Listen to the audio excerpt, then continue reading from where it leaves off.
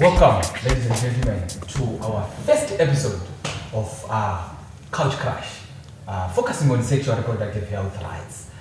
With me today, I have very interesting young people. Moving on, Tujipinda, Sister Botarati, this is the first episode of what? Couch Crash. And they are very interesting people from the University of Choice, which is Great Zimbabwe University. So allow me to give them this opportunity to actually introduce themselves. I'll start from my left. I respond to the name Darlington Robert Matola, equally and circumstantially known as Comrade Dadza. I'm a level 2 student studying media and cultural studies at the University of Choice, which is Great Zimbabwe University. Thank you very much. Thank you very much. I have some follow-up questions, but I'll come to you. Yes, to the second one. Okay, thank you. I'm Yolanda Chikumba, aka Maitawana Nyasha. Yeah, I'm a 2 student studying media and cultural studies, a journalist in the making. My name is Farai Punzawabaya, well known as Mr. Simu, Master's even near Great Zimbabwe. I'm a student studying diploma in studies. Hey, Mr. Simu. Mr. Simu. Wow. And to my right. Salubonani Makadi, my name is Tariro, but to keep it short, I like being called Tari. I'm also a student at Great Zimbabwe University. I'm in my 3rd year and I'm doing law. But other than that, I'm a human rights activist or defender. You can come to me with all my problems and pertaining kodzero. I can defend your rights in a very peaceful manner. Yes, whatever rights. So she's here for you. Okay. So, guys, welcome. This is the first episode. So today our topic is very interesting. Before title, I just want to read something, a quote, and I got over tweet. I won't mention the name and for the sake of issues to do with publicity and stuff, I won't even mention the institutions that were actually mentioned here. I need to know put names are politics. So Trubuti Susu Angakati, today marks my 2nd week in Bendura, and all I can say is handina mwana anorora mskana akansiza pa this university or this institution. Then the response was, unfortunately, this is true for all universities and colleges in Zimbabwe. Boarding houses are brothels, residences are worse, pimping is on menace. Once it's not about the university, it's about morals and how to handle poverty and peer pressure. This was a comment from someone, and I got to know my legs of views roughly 2,893. Wow. You know? Yeah. And then another one, as you can see, any university or college setup has these kinds of people in Zimbabwe, leading being Dash University due to proximity to the city. Once you university, and the issue that we want to discuss in pimping. So pimping is a menace. Okay. Menace. Alright, can menace, auntie. We're talking about something which is really socially accepted, something that is dangerous, or something that we frown upon as a society. It's ugly. It's ugly. Bad. Madder than bad. Alright. Yes. Talk to you about pimping. From your own understanding, guys, I want you to just define for me pimping. So, I'm not in Mr. Singh. What do you understand by pimping?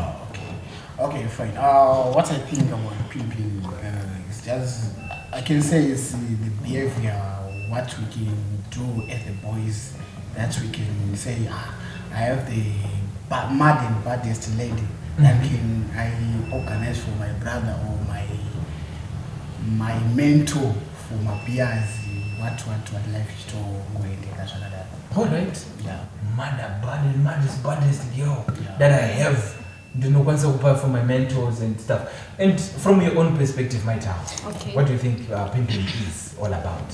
Okay, I think pimping ndo paipe kuti nini kudane mkomana wangu kwanza but asikwanisa kundita nails musoro ndotsvaga sugar daddy chinenge chichindipa zvese zvandinchida kundipimpa kuti ndilook nice pane vamwe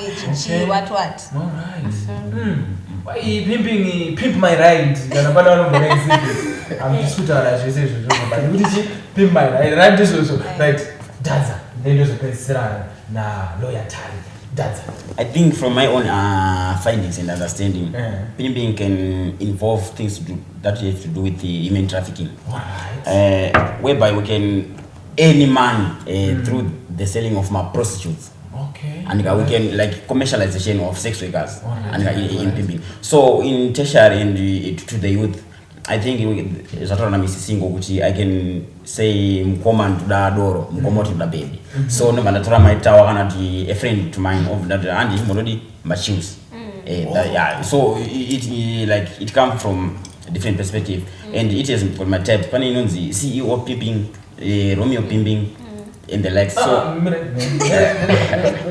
CEO pimping. Right, CEO pimping. I think it was a CEO, I mean of like definitely executive officer. Exactly. So panning by vanoya like my business, my executives, like my business people, but we discuss something that have to do with business community. Like my yopas, my destiny yopas by capacity, both statements are some noodles. Of Africa suit as include the market youths. In that Africa baru ni of Africa get suit to nemo because I think women are seen as individuals of its virtue. So one doesn't just like a cheap life. Wakaona mna maro hotel. Then Romeo pimping, I think from the story of Romeo and Juliet, they can be womanized as but identified as like a sweet and caring boyfriends. Toto dane was naka changes. Todane we suti za do tinechi like a needy power it nisha tukuda cha tuchaka. Toto like it's a way of boyfriending like children bobo titange no kuda but at the end teenager to talk. That's why. Okay. CEO Romeo pimping, different kind of pimpings, and exactly. Yeah. And lastly to you, but not the least. Okay. In my perspective, pimping is a barter exchange. It's like a business that happens, but it involves humans. You understand? Iwe wanokupa Tari, iwe wanipa $10, nokupa Tari, wanipa macoats, wanipa GGG. And I think in most cases, Tari anenge asingachozivi kuti adi apindiwa papaya. Anozongoona munhu auya mu-inbox akuti hi chichichi Tari because of nhamo yake akabva nayo kuZarabanuko. Akaona kuti munhu ane GD6, ane sutu, a paying job, he can take care of me. Tarova atopinda situation. So yeah, at the end of the day, it comes with the emotional effects, but ndizvo zvinhu zviri kutoitika. Alright, so total business transaction. It's a barter. You give me something, I give you something. Exactly. But in this case, Pambuta was scanner, pimpioni etc. But what about Mkomana? As a child of Komana vari kupimpwa since because from what I gathered from all of you, it seems as if mukutaura kuti munhu ane mari ari kuuya kusomeone asina mari anditika. And in this case tikutaura about young people or my students anditika. Mabigdara kune GD6 ndocho kupisa patown izvezvi. There's a Fortune and there's a V8, those squeeze and a Range Rover and over Shika or Parker, and then that's a good download. Not down but 1, 2, 3 and but Mdara Nishagati Mdara Woody Sota. Akuna was some instances whereby I can also get what? Pimped. Yeah, Ziriko, but I think the society varume vanotongoonekwa sevanhu vasingapinde pangwa dzakaoma. like atina room yekunzi tinofana kuchema, or even it's not reported because inini I can't go ndapimbiwa ndototaura kuna Miss Single ndi hamveso wangu ndatone sugar mom, but tinosangana nezvo zvakadaro ariko masingle mothers sugar moms arikutouya nemota dzavo because isusuwo kuti like tiri pakambaza tichanje tiri kuita zvemalectures nekumuka nekudedi titoriwo nenzara dzokubata, so we can get pimped totoendawo, but actually zvinogona kuinclude mazishuga mamiwa nemariwo nezvimwe zvinhu zvavo zvavanenge vachida, because kune vamwe vanhu vanenge vachida satisfaction tichidzisu tikutemwa dzinovharwa paka semayuth animaona manje, because haangazongoitoni rimwe zidhara kana rine sente yeziri anoda naro, anotouya kutoti mukomadhadza tine pakati. Exactly. But what I'm finding interesting is you're saying kuti mashuga mami zvibigwana anditina vari kuuya kuvafana, but as well majara ari kuuya futi kuchi kuvafana.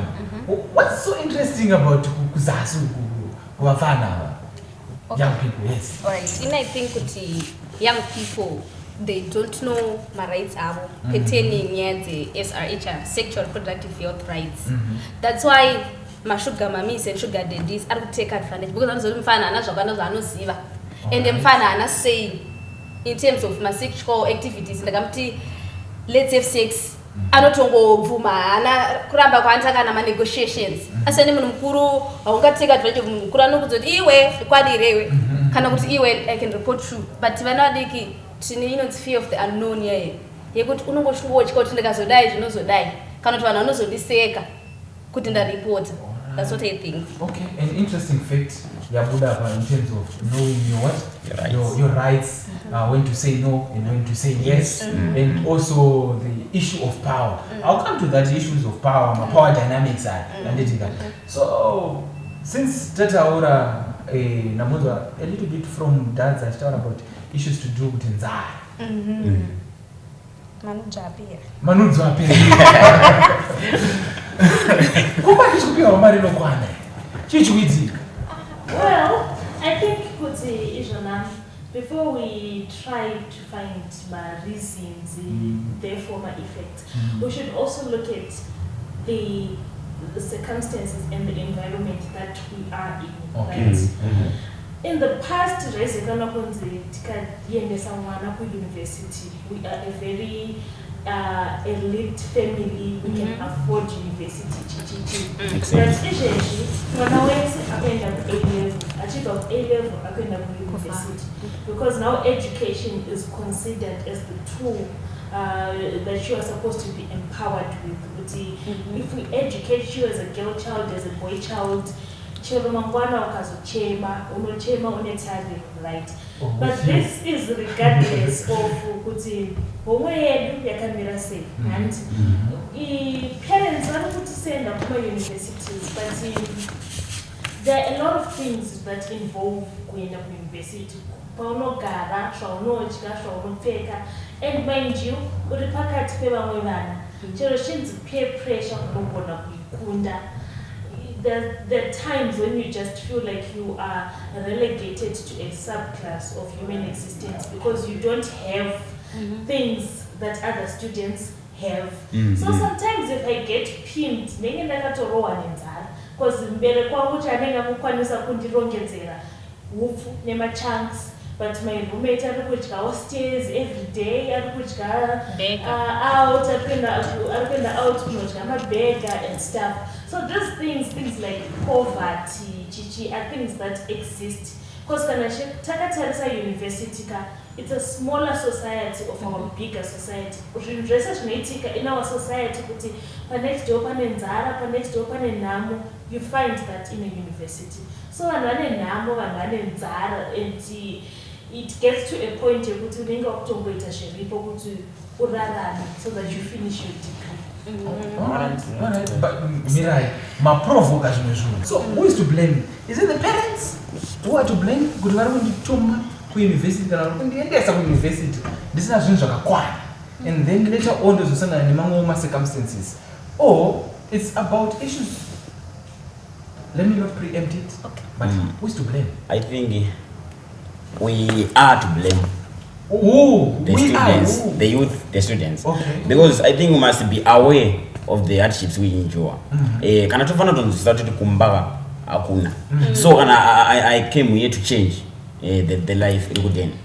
Because in any reasons kuona like papa social media, the online life is reflecting the offline life. But what is online is not what is offline. So in panchaona face wangu achiposta nane baby rake pa Facebook, pa Twitter, pa TikTok anika bashi figures na yembe tandi my queen, my king, chichichi in just now. But that thing offline is not practical. So in into kumanyira zvinhu saza shika nekuda kwe ansanda ni 10 years ansanda kuswanisa. So in my own capacity ndenda kuti aiwa mai ngandidi ndichinje but tungomanyira because kumbane na kupa fees auna zvakakosha kubva kwe fees even my chance why I came ndokona kurarama my chance but ndinoda kuti ndikuona zvinhu zvikuita nevamwe vanhu ndokuda kukopera saka isu tingoda kukambira zvinhu zviri asatawana time yekuti mari nechichi but tinoda kumanyira kurumidza kumedza kutsenga Chada. vamwe vane different perspective tisati move on from inini I think kuti munhu akaipano painvestika akuda kutedzera life inorarama ushu akutoti nino ndo zvandinoita haachada kushokesa kuti tisisumba kodi tinoshaya akuda kuita suti to my levels asiri ake akuenda apo akuita sei akuzodanana nemashuga dad akuda nemashuga mama because ada kumaintain a level ane pace yake yana kana akachislayer ada kupedza course achislayer kana kauya asinga slayewo akuda kukopera zvanga asingaite. You find out some people anoyachipfeka kana kuti malongo also pesa at the end of the course akupfeka mini because akaona kuti vanhu vese akwanzi wakachena kuslaya kuta sei. Saka I think nyaya yekuda kunzi aona kusara sometimes kubvuma upusa kwakanaka. Right. So very interesting, and I've heard the ones that are getting pimped over scanner and also to some extent Wakomana and mainly it's material things. Ndokutengira iPhone, ndokutengira chi, ndodidi. So who's in power? Ndiana ne power in this kind of relationship. Ndiana ne power. Ane mari ndiye mkuru. But honestly, like the one who giver, especially Mari, you konosta Mari, I wanna say, you can jump, you just ask how high. Alright. Because I wanna chow good finger into the table. I think you have power in a friend. Alright. Right, because as far as unemari, inini link. Guys, university kuno kutineta ma connection. Andika. Inini kuno unemari hapo without communicating nini. Aninga mbulinge kuna tari. Ngona. Saka yo unemari yako shakwa ndiri. Saka inini like there's an intermediator between the two. Andika. So I think a friend can control anyone.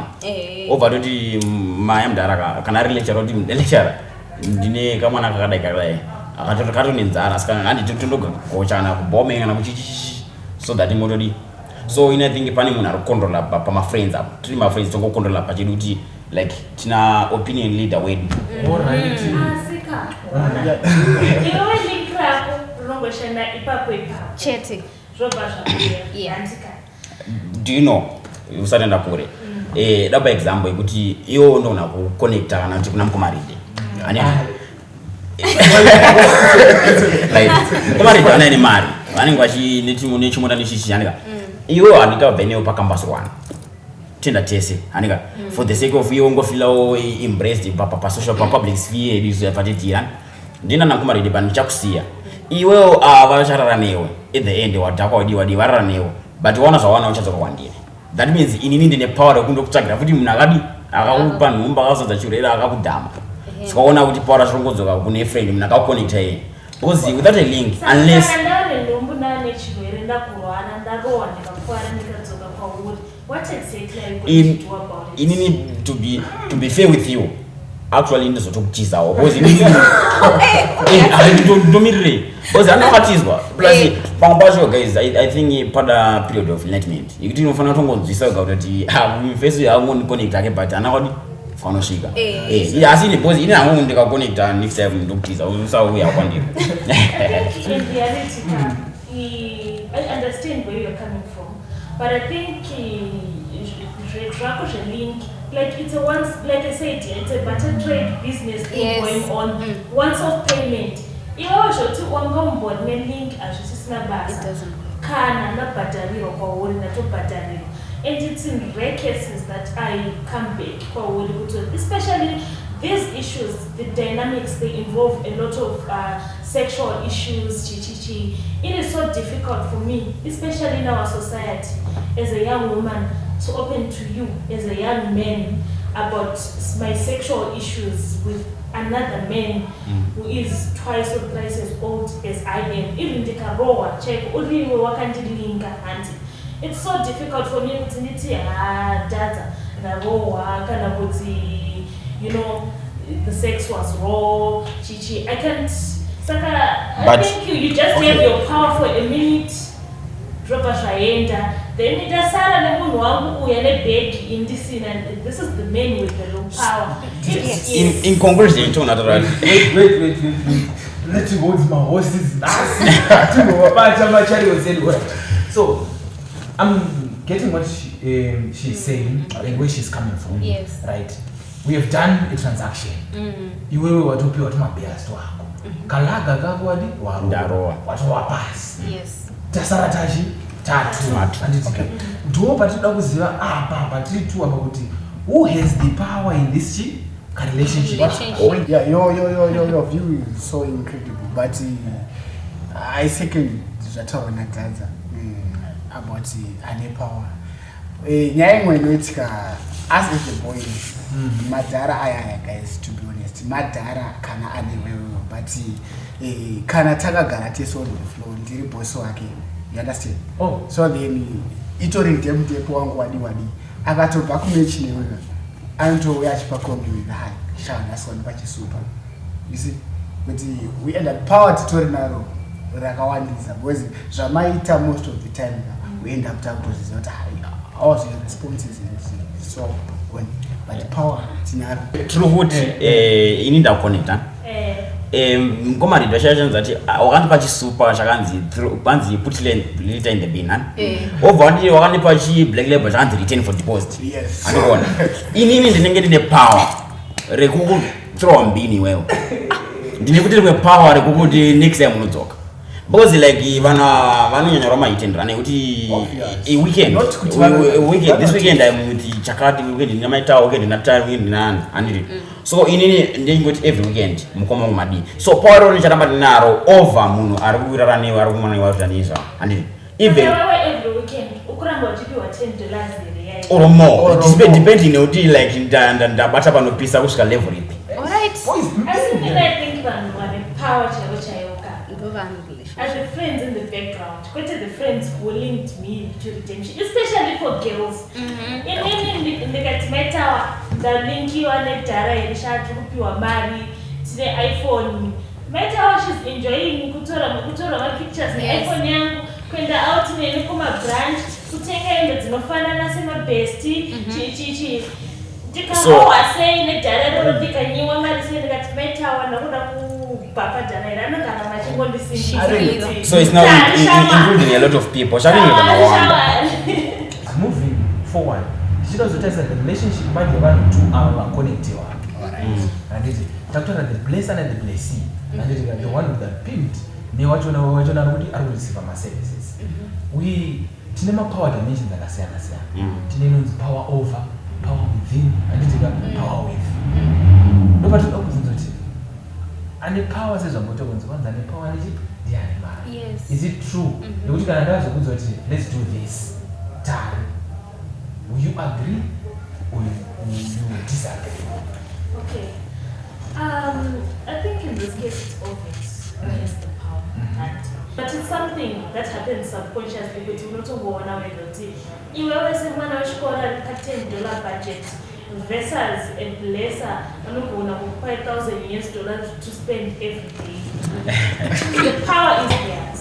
So that at the end of the day, it kind of shuts down your inner voice. There are things that you can say no to. Where 11 p.m. you can say no because you're thinking, introduce her to that world. You just end up doing things because you have had a taste of good life. Yeah, I think this is right because panocreate like a false consciousness. Like unaona tizvinhu zvitwa nhasi panapa unofunga sepamwe the rest of your life zvisara machiti anonokudedza mupese unouisa kana pabreast end ipapo kutona uyu kana kuti mudendi chacha unokuti coffee mabiscuits chocolates andika and iwo anogona kuspendera like a minimum of $100 obva wafunga kuti my life yangu yanaka at the end around 9-12 manero obva atoda 6 aurambe boss wachikamari yake and iwewo ukafunga kuti akandipe mari yangu apo ningoshingorova tumwe tuma nice obva kuti tenga kazvinhu zangu hauna mari saka obviously kamunhu ane mari ndati ane power panguva iyoyo.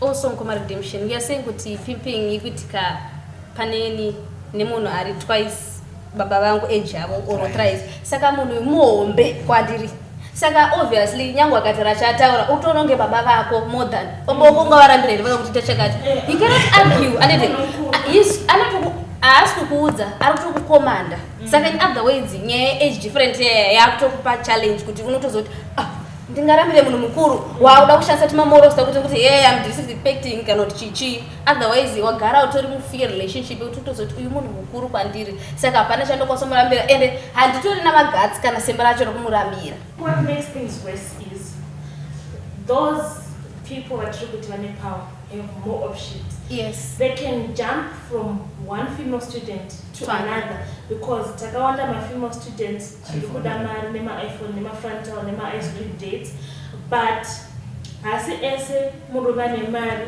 alikuda some broke female student with a GZU.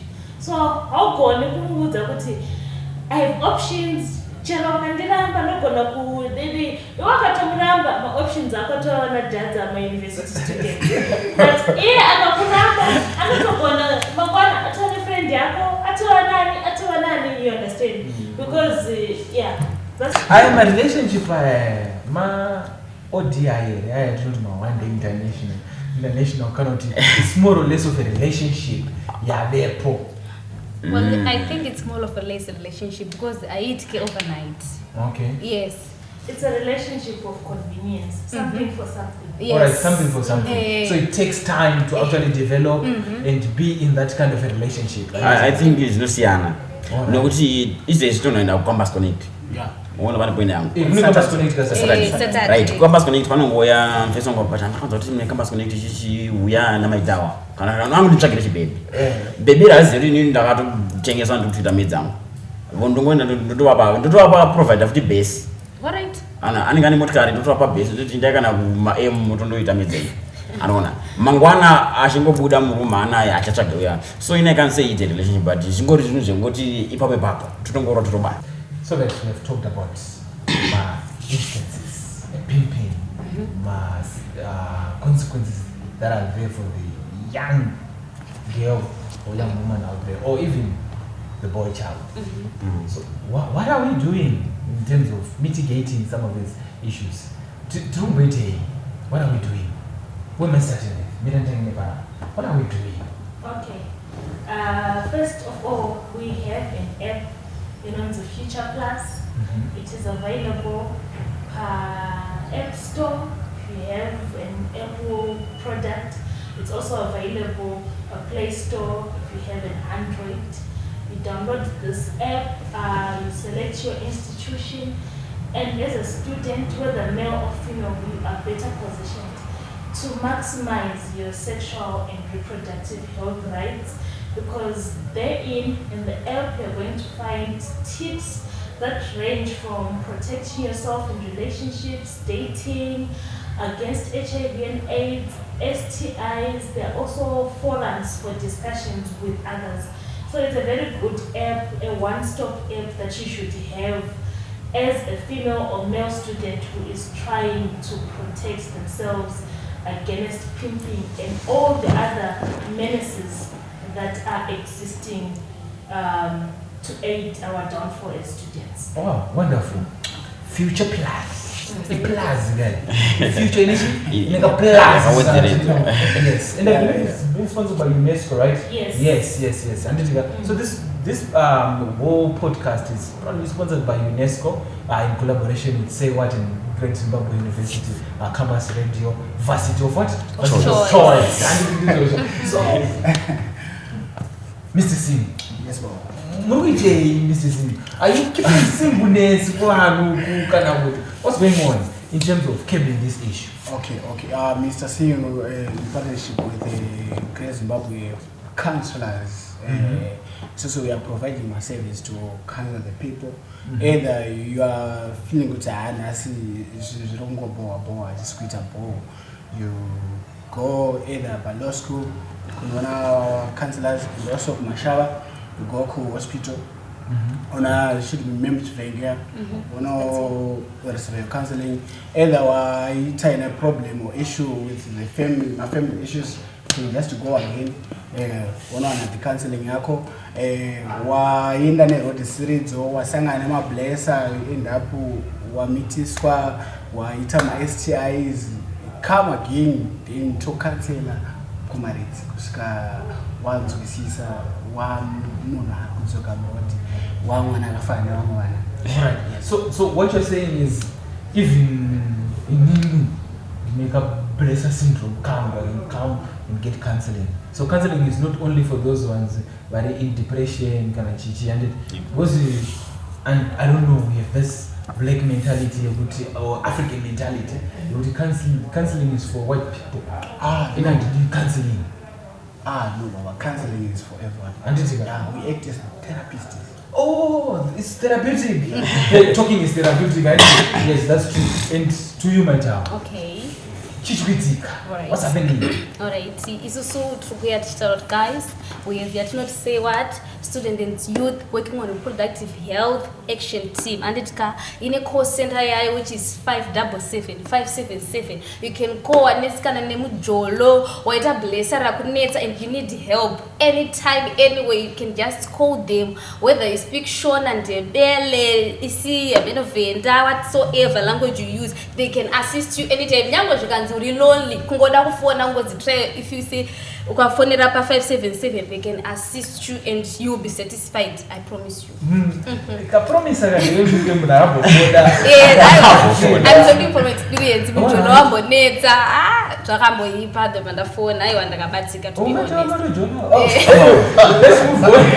to the next one. Yes, Yeah, from Grace Zimbabwe University, I'm one of the PhDers. Tinema club with my PhDers. We are there for the students. I think we are giving people awareness campaigns on issues that have to do with sexual or reproductive health rights. Towards its from the even the Constitution up to the Declaration of Human Rights, the Human Rights Act of 2019, Section 4. Then also to provide like open dialogues. The issue of drug and substance abuse. Provide we are there to socialize with the students. I think from the students the Grace Zimbabwe University Pamashawa campus, Paris Center we are also work poor information. Then we never learn or transfer futi ko kana tafela futi na makanzila, but I think pa institution pedu where the full stop no kubedzera ati gumirwe tinge type yese ma problems anosangana nawo kana nenzarawo we can help because we are PhDs, we are there for the students. All right. So winding up, tataura issues to do with the mentality, issues to do with poverty, issues to do with morals. As my PhDs, what you are there for the young people, you talk to my students. Do you even teach them about their morals, accepting the background that they come from, like so I have to come to reality. I don't have to live a fictitious lifestyle. That pompous. Do you have those conversations with young people, keeping it real, 100% buru? Yeah, of course, you cannot run away from the things that affect the students' day-to-day life. Something that has to do with peer pressure, nzara kumbazo but in the tinoonyesana ukuthi gona kuzitambira society nevanhu, don't be peer pressurized nezvizvo kuna pa social media zviri kutona maita wana misisingo iwo ita zvakafambira, because I think the goal ndeyekuti isusu tipase tiende kudzokera kudzimbani madegree tichange life, and not kuti isusu tiye kuno kuti zoita nhumbu nechi, because vabereki vedu vane zvakatarisira, so we are there to restore hope kuti vanhu vaone, we are there to re-establish social contract nevabereki vedu nechikoro chedu tichitedzera mutemo wenyika. that's all about PhD getters. Wonderful, wonderful. And lastly, did you talk about more the future plans? But the plaza, majority your platform is there for young people. Can I access it online? Only online, there's also a platform for offline because data will do that, guys. You know, Okay, so our app is very friendly. You can also access it offline. You can access the services offline because we want to make these things equitable and accessible. So it's not about to access the Future Plus app offline and online depending on the situation that you are in. All right. So wonderful, wonderful work. So guys, thank you very much for coming through for the first episode, Couch Crash on SRHR. I would like to thank you all for coming. I would like to thank even the cameraman behind the scenes, Vesevary in the background, and also much applause goes to UNESCO and Great Zimbabwe for making this possible, and also to say what. So with that, I thank you all.